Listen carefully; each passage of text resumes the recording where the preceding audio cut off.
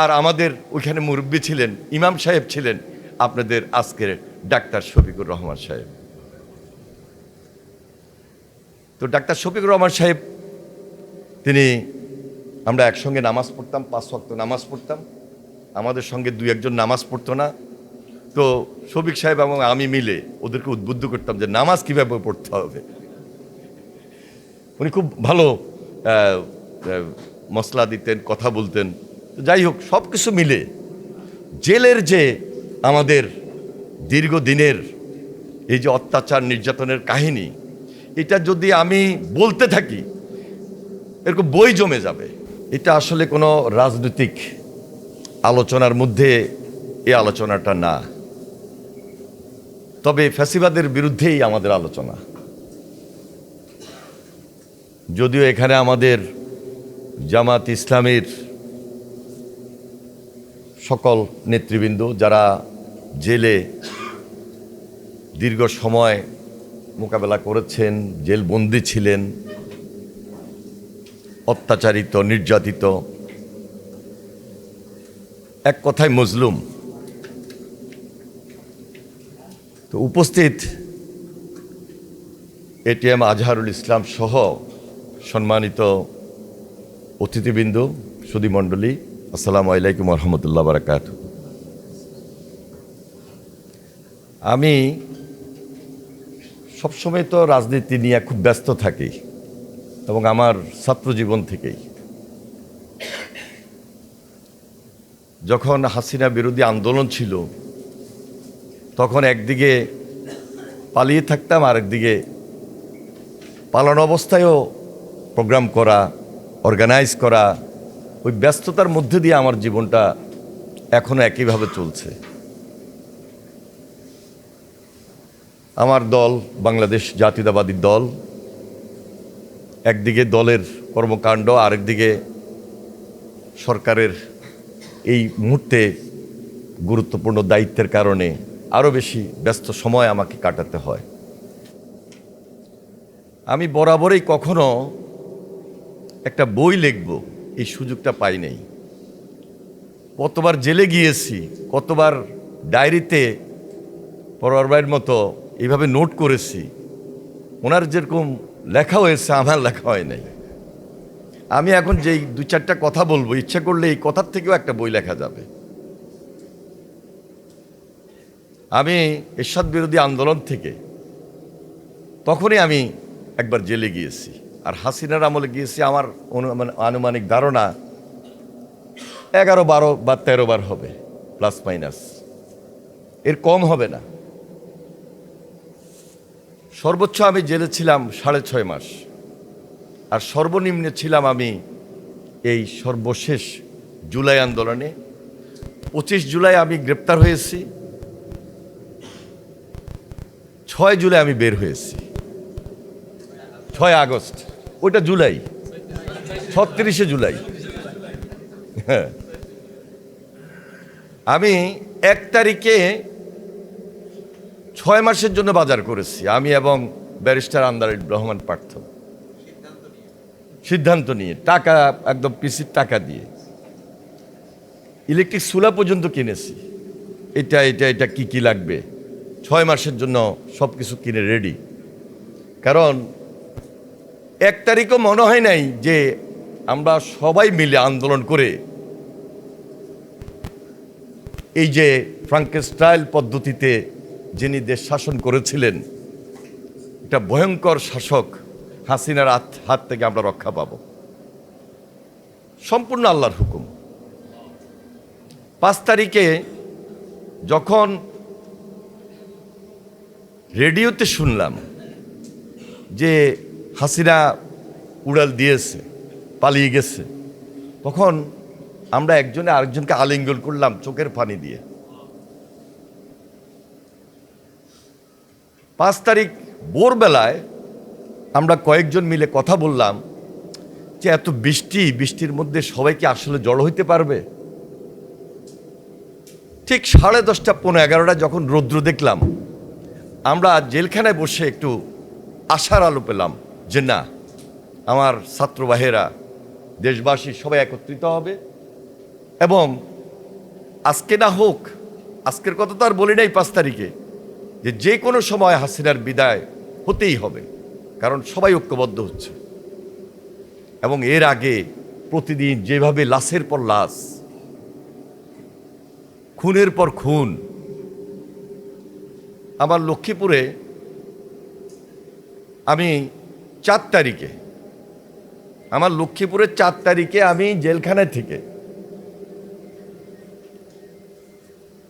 চুরি করে টেলিফোন করেছি যে কি হলো লক্ষ্মীপুরে। একই দিনে 13 জনের সেখানে মৃত্যু, জেলখানাতে একই দিনে 13 জনের মৃত্যু। ফার্স্টে আমাদের দলীয় মানে ফ্যাসিস্টের বিরুদ্ধে যারা আন্দোলনে ছিল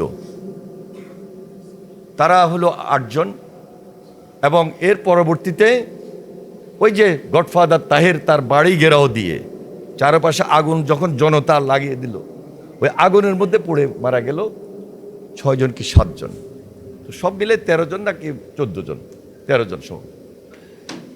এই ছিল লক্ষ্মীপুরের চিত্র 4 তারিখে। এইভাবে তো 25 তারিখ, 26 তারিখ, 27 তারিখ কন্টিনিউ মৃত্যুর মিছিল। তা আমি এই সর্বশেষ এই কথাটা বললাম এই কারণে যে আল্লাহর হুকুম ছাড়া শেখ হাসিনার বিদায় হয় নাই। আমরা তো উসিলা, আমরা আন্দোলন করেছি দীর্ঘ 16, 17, 18 বছর। আন্দোলন করতে গিয়ে যে ব্যারিস্টার আরমানের পিতা মীর কাসেম সাহেব আমার সঙ্গে দেখা হলো সুরমাতে, গাজীপুর, কাশিমপুর। তো বললো, অ্যানি তোমার এখানে এত কাঁঠাল সুরমাতে, তুমি আমার এখানে কাঁঠাল পাঠো না, একা একা খাও। আমি বলি, দেখেন আমি খুব একটা কাঁঠাল বেশি খাই না, আম পাইলে বেশি খাই। আমি তোমার জন্য আম পাঠাবো, তুমি আমার জন্য কাঁঠাল পাঠাবা। আমি ওনার সঙ্গে দেখা হওয়ার পর 3-4টা কাঁঠাল প্রতিদিন কেটে কেটে পাঠিয়ে দিতাম। খুব পছন্দ করতেন কাঁঠাল। আমি 26 ছেলে ছিলাম, এই 111-এর কথা বলতেছি, পুরাতন। ফার্স্টে ছিলাম এরশাদনগরে, যেখানে এরশাদকে রাখতো ওটার নাম ছিল এরশাদনগর। পরে ছিলাম 26 ছেলে।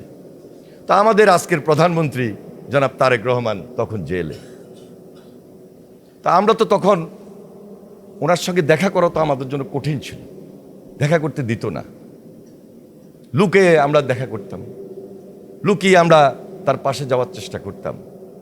তার উপর অত্যাচার নির্যাতনের কাহিনী তো নতুন করে বলার প্রয়োজন নাই।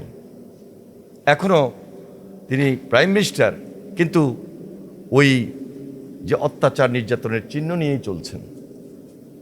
একদিন এই 26 ছেলে আমার সব সিনিয়র, তো ব্যারিস্টার মওদুদ সাহেব, কর্নেল অলি সাহেব, মির্জা আব্বাস সাহেব, সাইদি সাহেব, মতিউর রহমান নিজামী সাহেব, তারপরে আব্দুল কাদের মোল্লা সাহেব, তারপরে কামারুজ্জামান সাহেব, মুজাহিদ সাহেব, যে আরে ফিস্ট তোমাকে ব্যবস্থা করতে হবে, খাওয়া দাওয়ার একটা ভালো আয়োজন করতে হবে। তা আমি চিন্তা করলাম, এতগুলো লোক, আজকে পিন্টু সাহেব, আব্দুল সালাম পিন্টু সাহেবের দায়িত্ব দিল না, আমাকে দায়িত্ব দিল সবাই, একটা ভালো খাওয়ার ব্যবস্থা করি। তা আমি একদম জেলখানায় টাকা দিয়ে তাজা মুরগি নিয়ে আসলাম 10টা। আনার পর দেখলাম যে এই মুরগিগুলো যদি আমি আগের দিন জবাই করে রাখি তাহলে এটা পুরানো হয়ে যাবে, যেদিন ফিস্ট হবে, খাওয়া হবে, ওই দিন সকালেই জবাই হবে। তা আমি ওইখানে একটা ওই যে আমাদের দেশে যেরকম খোয়ার থাকে না মুরগি রাখার, এরকম একটা বানানোর চেষ্টা করলাম। বানায় ওইখানে বাবুর্চি শাহজাহান, মনে আছে, নরসিংদী বাড়ি, তো ওকে দিয়া সব ব্যবস্থা করলাম, আইটেম সব রেডি করলাম। ওই দিন খাওয়া দাওয়া হলো। খাওয়া দাওয়া যেদিন হলো, ও এর আগে কিন্তু আমার মুক্তি হবে, পরের দিন আমি বের হব, এই জন্য স্পেশাল খাওয়ার ব্যবস্থাটা। তা আমি খাওয়া দাওয়া শেষ, পরের দিন আমি বাইর হব। সন্ধ্যার পরে মতিউর রহমান নিজামী এখান থেকে ট্রান্সফার, মুজাহিদ সাহেব ট্রান্সফার, এক একজন এক এক জেলখানায় ট্রান্সফার খাওয়ার আয়োজনের জন্য। এবং আমাকে তো ওই পরের দিন রাত্রেই বিদায় দিল, মানে সবাইকে আলাদা আলাদা করে দিল। শুধু একমাত্র ছিলেন সায়েদী সাহেব আর ব্যারিস্টার মওদুদ সাহেব। তো সায়েদী সাহেবের সঙ্গে আমার মিল তো খুব ভালো, কারণ ওনার আমি বক্তা ছিলাম। ওনার যেহেতু ব্যয়ের বাড়ি ছিল লক্ষ্মীপুর, সেই হিসাবে আমার প্রতি তার একটা দুর্বলতা ছিল। যখন এই লক্ষ্মীপুরে তাফসিরে কোরআন হইতো তখনই উনি আমাকে দাওয়াত করতেন, আমি সেখানে যেতাম। আর কাদের মোল্লা সাহেব তো ছিল এক্সেপশনাল। সুরমাতে যখন ছিলেন তখন যে আজকে কই মাছ খাওয়ার কম্পিটিশন হবে, উনি কই মাছ খেতেন, একটা কাঁটা পর্যন্ত ফেলতেন না। কই মাছের কাঁটাটা পর্যন্ত উনি চাপায় চাপায় একদম কমপ্লিট করে পুরোটা শেষ করতেন, মাথা থেকে লেজ পর্যন্ত, মানে ফালানোর মতো কোনো কিছু থাকতো না। তো এরকম অনেক স্মৃতি মতিউর রহমান নিজামী সাহেবের সঙ্গে। তো এই যে আজকে এখানে আজহারুল ভাই বসা আছেন, উনি যেহেতু পাশের ছেলে ছিলেন, আমাদের সঙ্গে দেখা হওয়ার কোনো সুযোগ ছিল না, আমরা খোঁজ পেতাম। ঠিক ওই ব্যারিস্টার আরমানের আব্বা, উনি যেহেতু কাশিমপুরে আমাদের থেকে ভিন্ন জায়গায় ওনাকে রেখেছিল, তো এই জন্য ওনাদের সঙ্গে দেখা হতো মেডিকেলে। আর ওনাকে তো ডান্ডাবেড়ি পরায় রাখতো সারাক্ষণ। উনি কোর্টে আসতেন, কোর্টে দেখা হইতো। আর পরোয়ার ভাইয়ের কথা বলে আমি শেষ করছি। আমি যেদিন একদম কাশিমপুরে গেলাম, আমি দেখলাম যে কাশিমপুর যাওয়ার সঙ্গে সঙ্গে পরোয়ার ভাই আমার উপরে এসে উপস্থিত, যে আগামীকালকে সকালে আমার ব্রেকফাস্ট, ওনার দাওয়াত আমাকে নিতে হবে। বাসা থেকে খাওয়া আসবে বা এখানে কি খাওয়াবে না খাওয়াবে আমি এখনো রেডি না, প্রস্তুত না।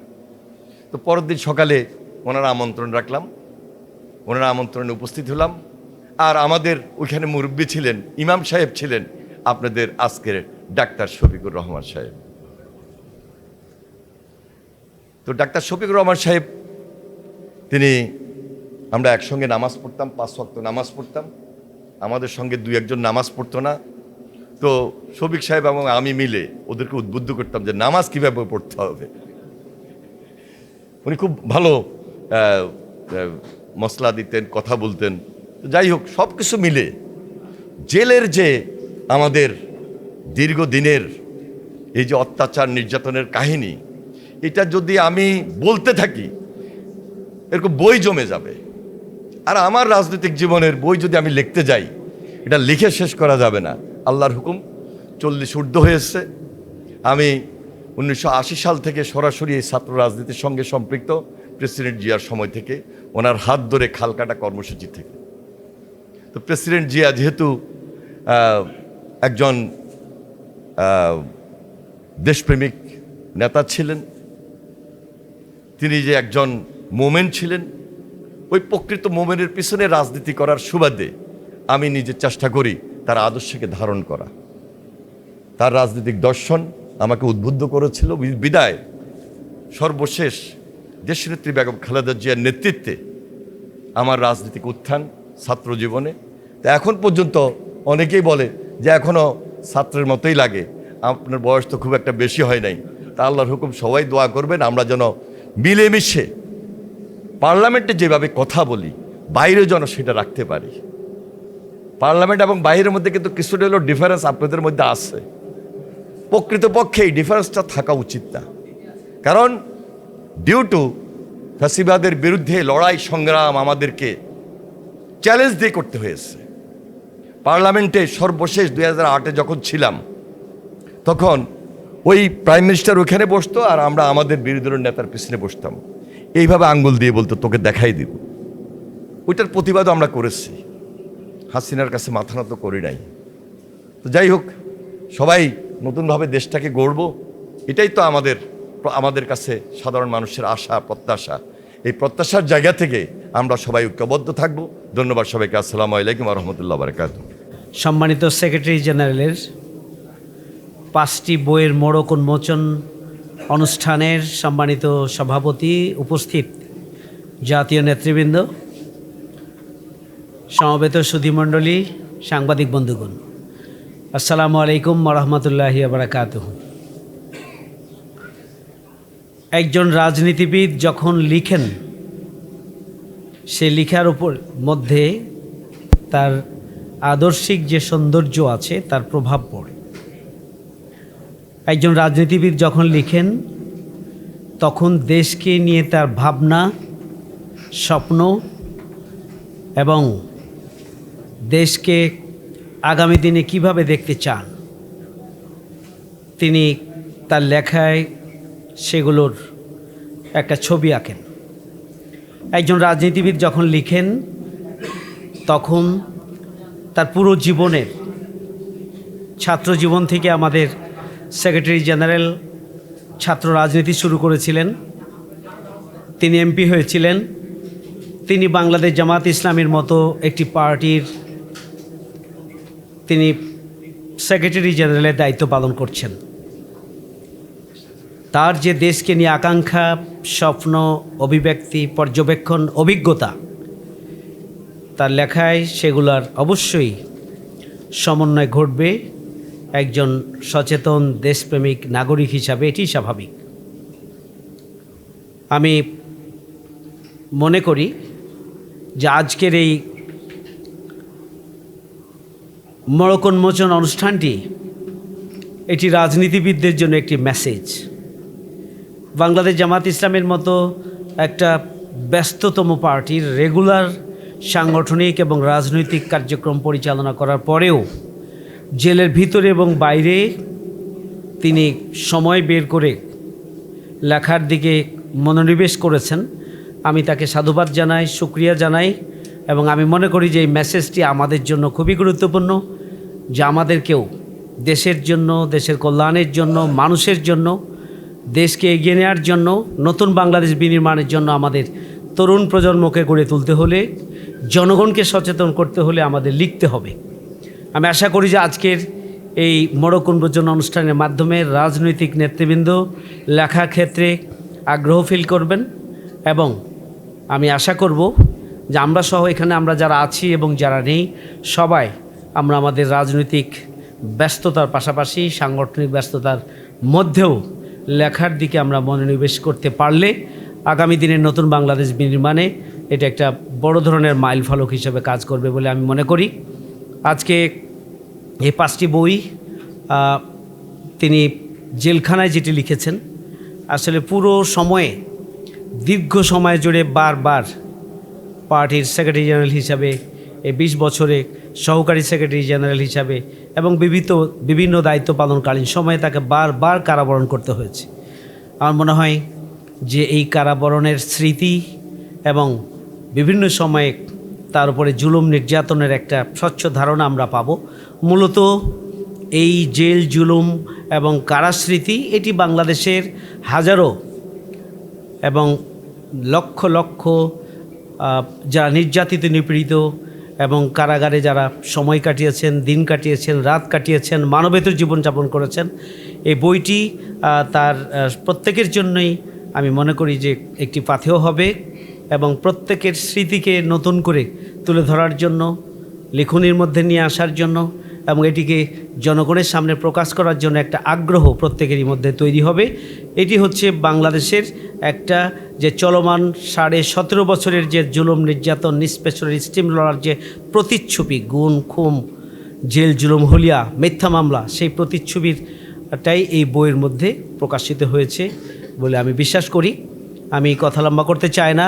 আমরা চাই যে হাজারো ব্যস্ততার মধ্যেও আমাদের সেক্রেটারি জেনারেল তার লেখনী ধারা অব্যাহত রাখুক।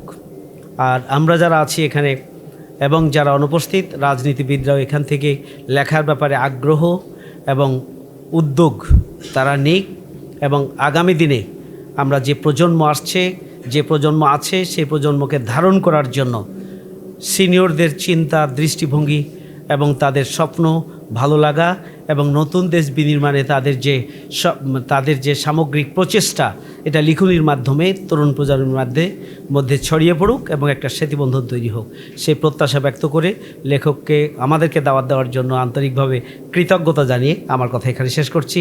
ভালো থাকবেন সবাই। আল্লাহ হাফেজ। আসসালামু আলাইকুম।